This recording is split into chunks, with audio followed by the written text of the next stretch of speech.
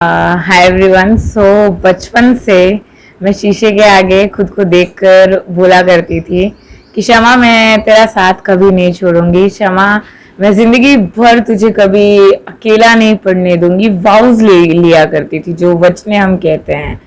कहीं ना कहीं वो मेरे दिमाग में घर कर गई थी वो वचने, पर मेरे अंदर कभी इतनी हिम्मत नहीं थी कि मैं उसको असलियत में मुकम्मल कर सकूं।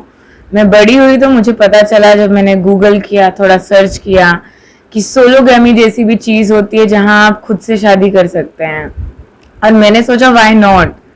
तो वो टाइम था जब मैंने सोचा, जब मैं खुद को वचने देती थी। मुझे ऐसा लगता है कि आपसे शादी करने के लिए आपसे बेहतर इंसान और कौन हो सकता है।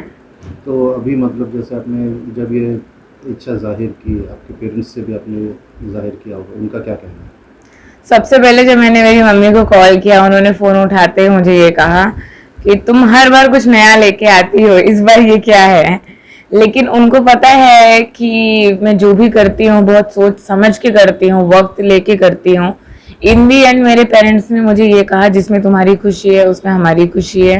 तो मेरे पेरेंट्स का पूरा सपोर्ट है इसमें। अक्सर देखा गया है कि आप, जैसे आपने बताया, खुद को बहुत पसंद करती हैं, जी। लेकिन क्या मतलब कोई आपका अपने लायक, आपके लायक कोई लड़का नहीं मिला आपको कि जिसकी वजह से आपको डिसीजन लेना पड़ा? पहले तो ये प्राइड मंथ चल रहा है, तो मैं सबको बोलना चाहूंगी हैप्पी प्राइड मंथ। उसी के साथ I am out of my closet में, तो सबको बताना चाहूंगी कि मैं बाइसेक्सुअल हूँ। तो मुझे लड़के लड़कियां दोनों पसंद हैं। तो मुझे लड़के और लड़की दोनों में से ऐसा नहीं है कि कोई मिला नहीं है जो मेरे लायक नहीं है। मुझे पसंद दोनों ही आते हैं, दोनों ही अच्छे हैं अपने तरीके से। पर मैं खुद को अपनाना चाहती हूँ, खुद की खामियों को, बुराइयों को, अच्छेपन को। और मुझे नहीं लगता तुम जितना खुद को जिस तरीके से अपनाते हो, उस तरीके से कोई और तुमको कभी भी अपना पाएगा। तुम आए अकेले हो और जाओगे अकेले भी। तो अभी किस तरह से आप प्लानिंग कर रही हैं, कब शादी है, किस तरह से वो होगी? शादी की प्लानिंग में तो मुझे लग रहा है मैं फुल टाइम जॉब कर रही हूँ। 12 घंटे मेरी ऑफिस की जॉब चलती है, 12 घंटे शादी की प्लानिंग चलती है। तो वेडिंग के कपड़े सिलवाने देना, वेडिंग का कपड़े सिलेक्ट करना, हल्दी मेहंदी रस्में, पंडित की पूजा की सामग्री, लोकेशन देखना, डेकोरेशन देखना, गेस्ट कितने आएंगे। तो अभी तैयारी तो बहुत जोर शोरों से चल रही है। सिर्फ 10 दिन में शादी है। और तो शादी के बाद मतलब हनीमून के प्लान भी है आपका? हनीमून के प्लान अभी मेरे पूरे फिक्स नहीं है, बिकॉज मैं जॉब भी करती हूँ।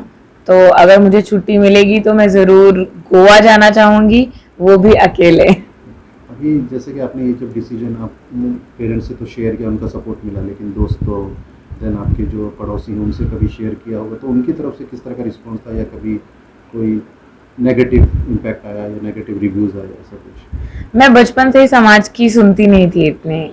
तो थोड़े ही टाइम पहले मैंने अपने बाल मुड़वाए थे। तो मुझे अच्छे क्रिटिक्स भी आए थे, बुरे क्रिटिक्स भी आए थे। सेम एज जब मैंने शादी की बात की, अच्छे बुरे दोनों आए। कुछ लोगों ने कहा छोड़ दिया कि जाने दो, कर रही है, करती है, खुश रहती है। कुछ लोगों ने एक्चुअल में बहुत ही बुरे क्रिटिक्स दिए मुझे कि नार्सिसिस्ट हो तुम सेल्फ ऑब्सेस्ड हो। उनसे सिर्फ एक ही रिक्वेस्ट करूंगी, हम सिर्फ ये बताना चाहते हैं कि we matter, the women matter, the man matter who want to be with themself alone. So critics तो आते हैं, उनका रिएक्शन यही था। आधे से ज्यादा लोग खुश थे और आधे से ज्यादा लोगों ने मेरे ऊपर छोड़ दिया कि देखते हैं चलो क्या होता है। बीइंग अ वुमेन, आप ये एक बोल्ड स्टेप उठा रही हैं, तो आगे मतलब किस तरह से मैसेज देंगे? I would say being a human, मैं लोगों को ये मैसेज देना चाहती हूँ कि अगर आप अकेले खुश हैं, अगर आपको अकेले खुशी मिल रही है, आप 30 के हैं, 20 के हैं, 40 के हैं, इवन 50 के हैं और आपने शादी नहीं की है, ज़रूरी नहीं है आपको शादी करने के लिए कोई ना कोई चाहिए। रिसेंटली मैं एक वेब सीरीज देख रही थी, एन विद एन ई, जिसमें एक डायलॉग था जो मुझे बहुत हिट किया, जिसके बाद ये थॉट मेरा आगे बढ़ता गया। उसमें ये था, every woman wants to be a bride but not a wife. हर औरत को दुल्हन बनना होता है पर किसी की बीवी नहीं। तो ये आपके ऊपर फैसला मैं छोड़ती हूँ कि आप दुल्हन बनना चाहते हैं या किसी की बीवी।